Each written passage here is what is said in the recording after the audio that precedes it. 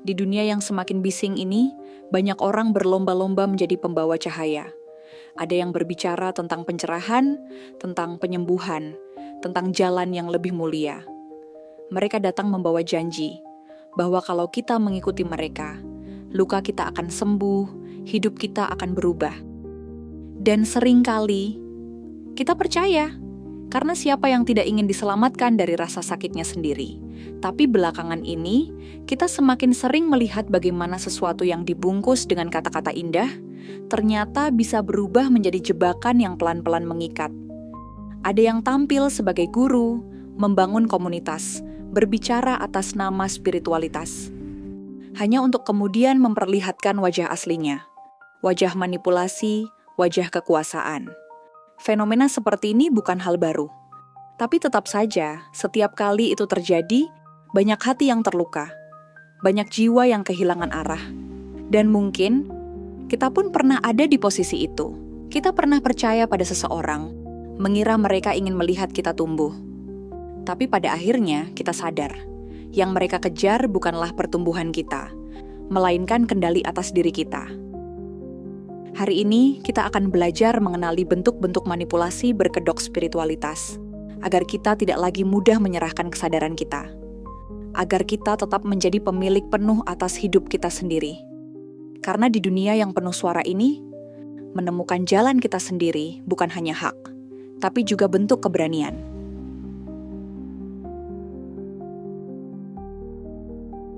Ada hal yang sering kita lupakan, bahwa manipulasi tidak selalu datang dengan ancaman. Kadang ia datang dengan senyum, kadang ia datang dengan pelukan, kadang ia datang lewat kata-kata bijak yang terdengar suci. Mereka yang memanipulasi tidak selalu berbicara dengan nada tinggi, tidak selalu memaksa dengan kekerasan. Sebaliknya, mereka seringkali berbicara tentang cinta, tentang kebaikan, tentang keselamatan. Mereka akan mengatakan bahwa dunia ini penuh kesesatan, dan hanya mereka yang tahu jalan keluar. Mereka akan membuatmu merasa istimewa karena menjadi bagian terpilih dari komunitas kecil yang katanya lebih sadar, lebih murni, lebih mulia.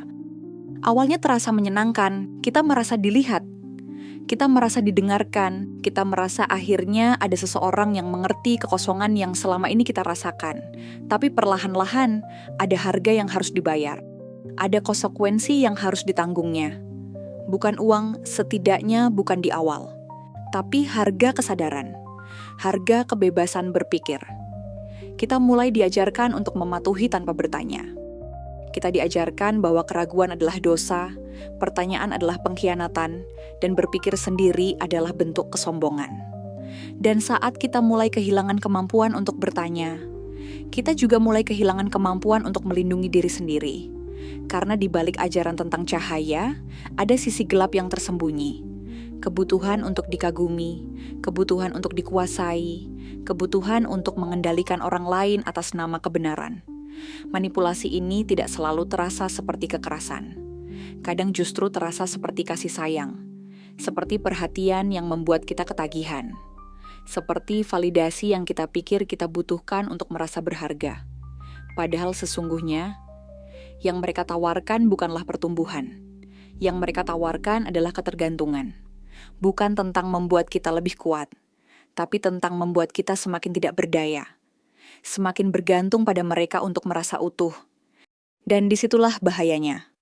Kita tidak lagi tahu apakah yang kita ikuti adalah jalan kebenaran, atau jalan menuju kehilangan diri sendiri. Bagaimana cara kita tahu kalau kita sedang dimainkan? Bagaimana membedakan antara bimbingan yang murni dan jebakan yang berbalut spiritualitas? Ada beberapa tanda yang sering muncul. Pertama, kultus terhadap sosok tertentu. Ketika seseorang, baik itu guru, pemimpin komunitas, atau bahkan teman, mulai memposisikan dirinya sebagai satu-satunya sumber kebenaran, itu tanda bahaya. Kalimat-kalimat seperti, kalau kamu tidak percaya, berarti kamu belum cukup sadar. Atau kalau kamu mempertanyakan ini, kamu masih terikat ego, sering dipakai untuk menutup ruang berpikir. Kedua, rasa takut yang halus tapi nyata. Takut dikucilkan, takut dianggap gagal, takut kehilangan kebenaran yang sudah didapat.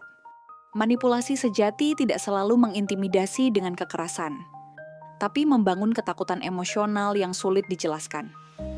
Ketiga, ketergantungan yang tidak sehat.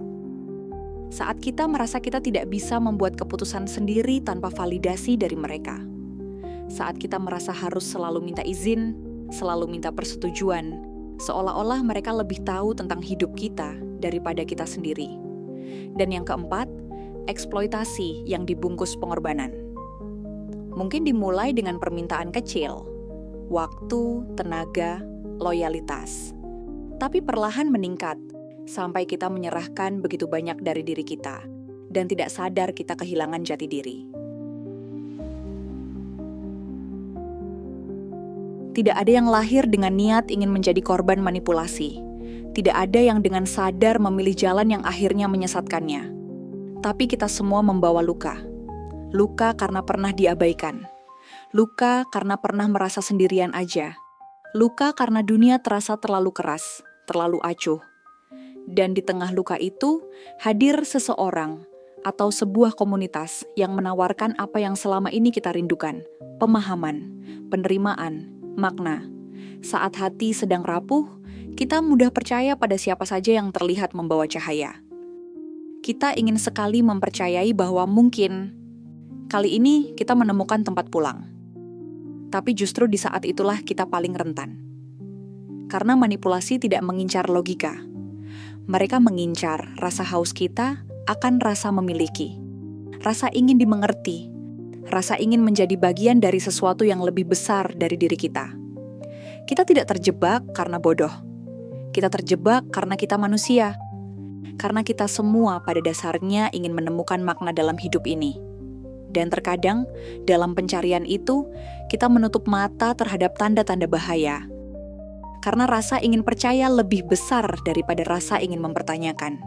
Inilah mengapa manipulasi spiritual bisa terasa begitu kuat. Mereka tidak memaksa kita masuk.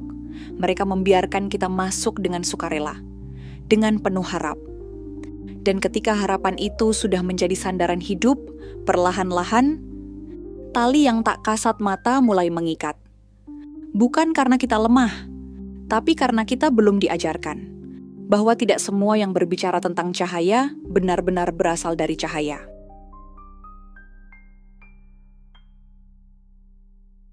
Melindungi diri dari manipulasi bukan hanya soal spiritualitas.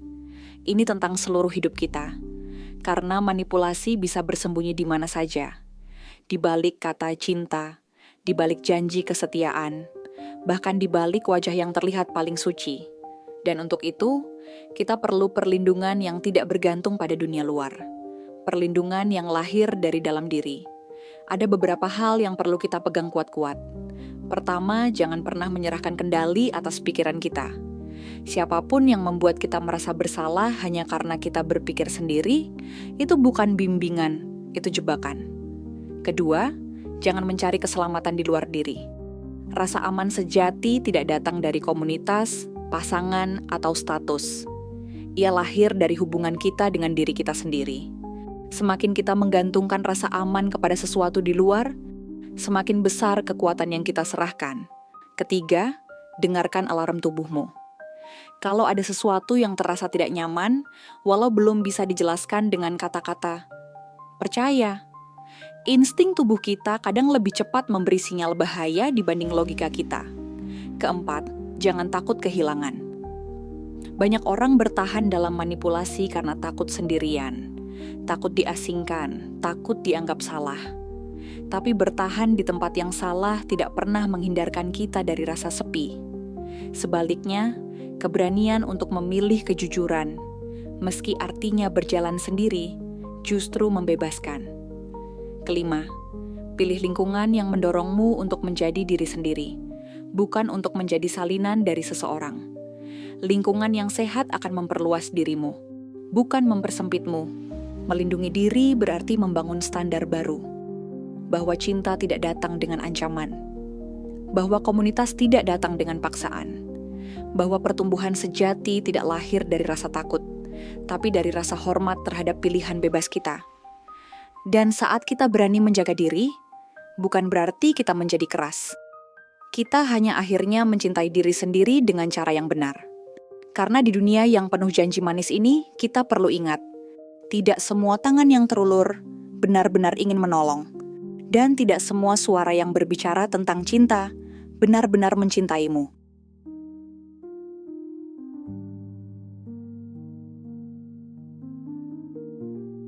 Pada akhirnya, dunia ini akan selalu penuh dengan suara.